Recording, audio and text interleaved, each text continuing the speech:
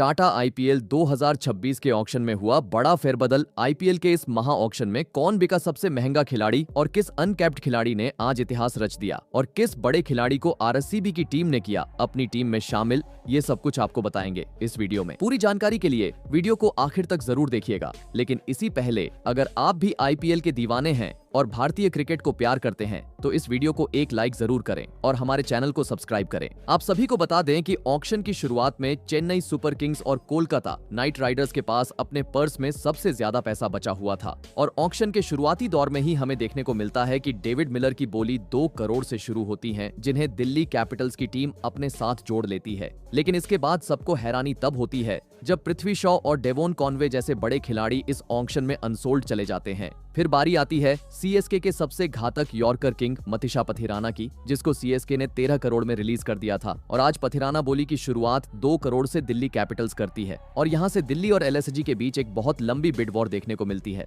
दोनों ही टीमें इस खिलाड़ी को किसी भी कीमत पर छोड़ना नहीं चाहती थी। दिल्ली कैपिटल्स अपनी पूरी ताकत झोंक देती है और 15 करोड़ 60 लाख तक की भारी भरकम बोली लगाती है और इस बीड वॉर से बाहर हो जाती है। इस मोड पर एलएसजी को लगा था कि अब पथिराना उनके खेमे में आ चुके हैं, लेकिन तभी अचानक टेबल पर धमाका होता है और केकेआर की एंट्री होती है। केकेआर आते ही पूरी बाजी पलट देती है और इस बोली को सीधा 18 करोड़ तक ले जाती है और अंत में केकेआर की टीम मतीशा पथिराना को खरीदकर सबको हैरान कर देती है। एलएसजी मतीशा पथिराना को तो नहीं खरीद पाती है, लेकिन उसके बाद ऑक्शन में एनरिक नॉर्किया का नाम आता है और एलएसजी उनको 2 करोड़ के बेस प्राइस पर अपनी टीम में शामिल कर लेती है। आरसीबी की टीम भी ऑक्शन की शुरुआत में जैकब डफी को अपनी टीम में शामिल कर लेती है। जैकब डफी को आरसीबी ने उनके 2 करोड़ के बेस प्राइस पर ही खरीदा। रवि बिश्नोई के नाम ने ऑक्शन हॉल में हलचल मचा दी। राजस्थान रॉयल्स और सीएसके के बीच उन्हें लेने के लिए एक जबरदस्त जंग छिड़ गई। आरआर इस बिड को खींचकर 6 करोड़ तक ले गई, जहां सीएसके ने 5 करोड़ 80 लाख पर अपने हाथ पीछे खींच लिए और इस रेस से बाहर हो गई। सबको लगा कि राजस्थान बाजी मार लेगी, लेकिन तभी अचानक सनराइजर्स हैदराबाद ने एंट्री मारी। स्क्रीन पर देखने को मिला कि काव्या मारन और एसआरएच के खेमे में रवि बिश्नोई को लेकर काफी लंबा डिस्कशन हुआ और एसआरएच इस बोली को सीधा 7 करोड़ तक ले गई। अंत में राजस्थान रॉयल्स ने हार नहीं मानी और 7 करोड़ 20 लाख की आखिरी बड़ी बोली लगाकर रवि बिश्नोई को अपने खेमे में शामिल कर लिया। फिर बारी आती है इस आईपीएल ऑक्शन के सबसे महंगे और विस्फोटक प्लेयर कैमरन ग्रीन की, जिस प्लेयर का इंतजार ऑक्शन रूम में बैठी सारी टीमें बेसब्री से कर रही थीं। जैसे ही ग्रीन का नाम आता है, मुंबई इंडियंस बोली लगाना शुरू करती है और राजस्थान रॉयल्स के साथ उनका कड़ा मुकाबला शुरू हो जाता है। देखते ही देखते बोली 2 करोड़ 40 लाख तक पहुंच जाती है और तभी अचानक मुंबई इंडियंस इस रेस से बाहर होकर सबको चौंका देती है, जहां पर कोलकाता नाइट राइडर्स की एंट्री होती है और वो अपनी बिड लगाना शुरू करती है। इसके बाद राजस्थान और कोलकाता के बीच एक ऐसा बिड वॉर चलता है जिसे देखकर सब दंग रह जाते हैं। कैमरन ग्रीन का प्राइस 2 करोड़ 60 लाख से रॉकेट की रफ्तार से भागता है और सीधा 13 करोड़ 40 लाख के पार पहुंच जाता है। राजस्थान रॉयल्स अपनी तरफ से 13 करोड़ 40 लाख की फाइनल बोली लगाती है और भारी मन से इस महंगी रेस से बाहर होने का फैसला करती है और कोलकाता को लगने लगा था कि वो कैमरन ग्रीन को बाजी मारकर ले जाएंगे, लेकिन तभी टेबल पर खलबली मचती है। उसी टाइम पर सीएसके की एंट्री होती है। एमएस धोनी की टीम के पास उस वक्त पर्स में काफी पैसा बचा था और उनके लिए ग्रीन को लेना एक मजबूरी भी थी और जरूरत भी, क्योंकि टीम में क्वालिटी विदेशी खिलाड़ियों की कमी साफ दिख रही थी। अब यहाँ से शुरू होता है असली ड्रामा। जी हाँ, एक तरफ केकेआर के अरमान और दूसरी तरफ सीएसके की रणनीति। बोली 15 करोड़ 20 करोड़ और फिर देखते ही देखते 23 करोड़ के पार पहुंच गई। ऑक्शन रूम का माहौल पूरी तरह गर्म हो चुका था, जहां एक तरफ केकेआर अड़ी हुई थी तो दूसरी तरफ धोनी की सीएसके पीछे हटने को तैयार नहीं थी।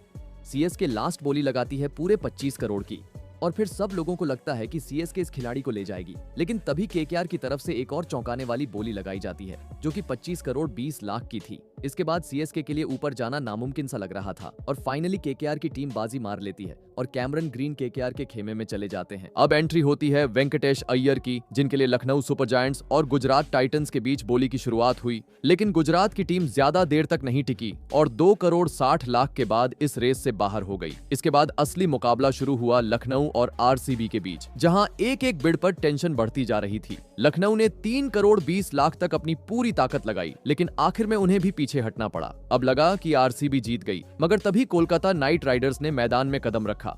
आरसीबी और केकेआर के बीच एक लंबी और थका देने वाली जंग चली। सबकी नजरें इस बात पर थीं कि क्या इस बार भी वो उतनी ही बड़ी रकम लेंगे, क्योंकि पिछले साल वेंकटेश अय्यर को 23 करोड़ 75 लाख जैसी ऐतिहासिक कीमत मिली थी कोलकाता से। लेकिन इस बार कहानी थोड़ी अलग रही और अंत में बाजी मारी आरसीबी ने, जिन्होंने 7 करोड़ की कीमत चुकाकर वेंकटेश अय्यर को अपनी टीम में शामिल कर लिया और इसी के साथ आरसीबी ने एक और बेहतरीन ऑलराउंडर को अपनी टीम में शामिल कर लिया है। वेंकटेश अय्यर के आने से टीम का मिडिल ऑर्डर और गेंदबाजी विकल्प अब काफी मजबूत नजर आ रहे हैं। अब ऑक्शन टेबल पर नाम आता है प्रशांत वीर का, जिन्हें उनके टैलेंट की वजह से अगला रविंद्र जडेजा कहा जा रहा था और प्रशांत वीर की बोली ने इतिहास रच दिया आईपीएल ऑक्शन में। इस बोली की शुरुआत एलएसजी ने मात्र 30 लाख से की, लेकिन देखते ही देखते पूरा माहौल गर्मा गया। मुंबई इंडियंस की टीम 1 करोड़ 10 लाख तक साथ रही, लेकिन फिर वो इस रेस से बाहर हो गई। इसके बाद असली बिड वॉर शुरू हुई एलएसजी और सीएसके के बीच। दोनों टीमें इस खिलाड़ी को छोड़ने को तैयार नहीं थीं, लेकिन 4 करोड़ के आंकड़े पर पहुंचते ही लखनऊ ने हार मान ली। सबको लगा अब प्रशांत चेन्नई के हो गए, पर तभी राजस्थान रॉयल्स ने अपनी एंट्री मारी। सीएसके और राजस्थान के बीच एक बहुत लंबी बिड वॉर चली। राजस्थान ने 6 करोड़ 40 लाख तक जोर लगाया, लेकिन अंत में उन्हें भी पीछे हटना पड़ा। जब सीएसके जीतती हुई दिखी, तभी एसआरएच ने अचानक बोली लगाकर सबको चौंका दिया। काव्या मारन और सीएसके के बीच काफी देर तक टक्कर चली और आखिर में बाजी मारी चेन्नई ने। सीएसके ने 14 करोड़ 20 लाख की भारी कीमत देकर प्रशांत वीर को अपनी टीम में शामिल कर लिया। इसी के साथ प्रशांत वीर ने इतिहास रच दिया है। उन्होंने आवेश खान के 10 करोड़ के पुराने रिकॉर्ड को तोड़ दिया और वो आईपीएल इतिहास के सबसे महंगे अनकैप्ड खिलाड़ी बन गए हैं। आज के मिनी ऑक्शन में अनकैप्ड खिलाड़ियों का जबरदस्त बोलबाला देखने को मिला है। यहाँ सबसे बड़ा धमाका तब हुआ जब चेन्नई सुपर किंग्स ने कार्तिक शर्मा के लिए 14 करोड़ 20 लाख की बोली लगा दी। हैरानी की बात तो ये है कि चेन्नई की टीम ने हाल ही में राजस्थान रॉयल्स के साथ ट्रेड करके संजू सैमसन जैसे दिग्गज विकेट कीपर को अपनी टीम में शामिल किया था, लेकिन इसके बावजूद सीएसके ने कार्तिक शर्मा जैसे युवा विकेट कीपर बैटर पर इतना बड़ा दांव खेलकर सबको चौंका दिया है। एमएस धोनी और संजू सैमसन की मौजूदगी के बाद अब कार्तिक शर्मा का आना चेन्नई के खेमे को और भी ज्यादा मजबूत बना देता है। सिर्फ चेन्नई ही नहीं, लखनऊ सुपर जायंट्स ने भी अपनी टीम को मजबूत करने के लिए मुकुल चौधरी को 2 करोड़ 70 लाख की मोटी रकम देकर अपने पाले में कर लिया है। दूसरी ओर केकेआर की टीम ने भी अनकैप्ड खिलाड़ियों पर जमकर पैसा बहाया है। कोलकाता ने 3 करोड़ की मोटी रकम देकर तेजस्वी सिंह को अपने साथ जोड़ लिया। एसआरएच की टीम ने लियाम लिविंगस्टोन पर बड़ा दाम खेलते हुए उन्हें 13 करोड़ में अपने नाम किया। वहीं रचिन रविंद्र 2 करोड़ और आकाशदीप 1 करोड़ की कीमत पर केकेआर की टीम में शामिल हो गए हैं। दूसरी ओर शिवम मावी को 75 लाख में खरीदा गया, जबकि सीएसके ने अपनी गेंदबाजी को मजबूत करने के लिए बेहतरीन स्पिनर राहुल चाहर को 5 करोड़ 20 लाख की बड़ी रकम देकर अपनी टीम में शामिल कर लिया है। चेन्नई सुपर किंग्स ने सरफराज खान को 75 लाख अपनी टीम में शामिल कर लिया है। वहीं दूसरी ओर आरसीबी ने इंग्लैंड के wicket keeper batter Jordan Cox को उनके 75 लाख के बेस प्राइस पर खरीदकर एक स्मार्ट डील की है। लेकिन पंजाब किंग्स ने सबको तब चौंका दिया जब उन्होंने बेन डकेट के लिए 4 करोड़ 40 लाख की बड़ी बोली लगाकर उन्हें अपने खेमे में शामिल कर लिया। वहीं दूसरी ओर लखनऊ सुपर जायंट्स ने भी बड़ा दांव खेलते हुए जोश इंग्लिश को 8 करोड़ 60 लाख की मोटी रकम देकर अपनी टीम में शामिल कर लिया है। वहीं दिल्ली कैपिटल्स ने भी लुंगी एनगिडी को बतौर गेंदबाज 2 करोड़ के बेस प्राइस पर अपनी टीम में शामिल कर लिया है। वैसे दोस्तों, आपको क्या लगता है, आईपीएल ऑक्शन खत्म होने के बाद अब आपको कौन सी टीम सबसे ज्यादा तगड़ी लग रही है? हमें कमेंट में जरूर बताइएगा। अगर आप भी आरसीबी या सीएसके के फैन हैं तो इस वीडियो को लाइक करें और चैनल को सब्सक्राइब करना ना भूलें।